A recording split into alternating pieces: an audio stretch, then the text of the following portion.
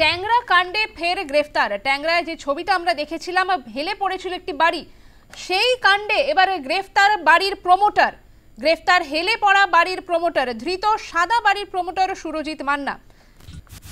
ট্যাংরা কাণ্ডে ফের গ্রেফতার হেলে পড়া বাড়ির প্রমোটার, ধৃত বাড়ির প্রমোটার সুরজিৎ মান্না। ফোনে রয়েছেন আমাদের প্রতিনিধি প্রিয়াঙ্কা আইচ ভৌমিক। প্রিয়াঙ্কা, ট্যাংরা কাণ্ডে গ্রেফতার করা হলো বাড়ির প্রমোটার, কিভাবে তাকে গ্রেফতার করা হলো বিস্তারিত জানবো।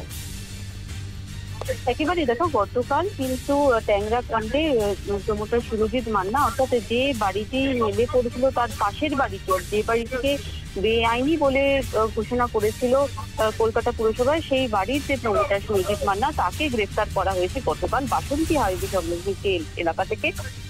তারপরে কিন্তু যেটা সিএমসি সূত্রে আমরা জানতে পারছি, আজকেই তাকে সিএমসি কোর্টে তোলা হবে দুপুর 1টা নাগাদ।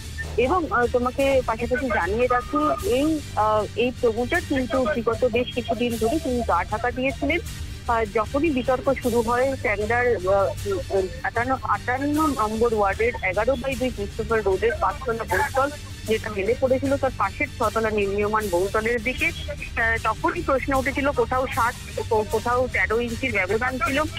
সুতরাং এই হেলে পড়া 5তলা বাড়িতে যখন বিপজ্জনক বলে নোটিশ দিয়েছিল কলকাতা পুরসভা, পাশাপাশি তার পাশের যে সাদা রঙের বাড়িটি ছিল, নির্মীয়মান সাদা বাড়ি, তাকে বেআইনি বলে উল্লেখ করা হয়েছিল কলকাতা পুরসভার তরফ থেকে। এবং মেয়র তিনি নিজে স্পষ্ট জানিয়েছিলেন স্ট্রাকচারাল ইঞ্জিনিয়ারদের রিপোর্ট হাতে পাওয়ার পর যে ওই বেআইনি সাদা বাড়িটিকে আগে ভাঙা হবে, তারপরে দেখা হবে যে যে বাড়িটি হেলে পড়েছে সেই বাড়িটি কতটা কিভাবে ভাঙা হয়, সে তারপর সেটা নিয়ে সিদ্ধান্ত নেওয়া হবে। সেক্ষেত্রে দেখা যায় যে বেআইনি বাড়িটিকে যখন ভাঙতে যাওয়া হয় তখন বিক্ষোভ দেখায় সেই আবাসিকরা, সেই বেআইনি বাড়ির আবাসিকরা। এবং শুরু থেকেই কিন্তু পলাতক ছিলেন এই সুরজিৎ মান্না প্রমোটার, তাকে এবার করা হয়েছে এবং তাকে আজকে দুপুর 1টা নাগাদ সিএমসির আদালতে তোলা হবে, এমনটাই কিন্তু সূত্র মারফত আমরা জানতে পারছি। স্বর্ণালী, অনেক ধন্যবাদ তোমাকে প্রিয়াঙ্কা।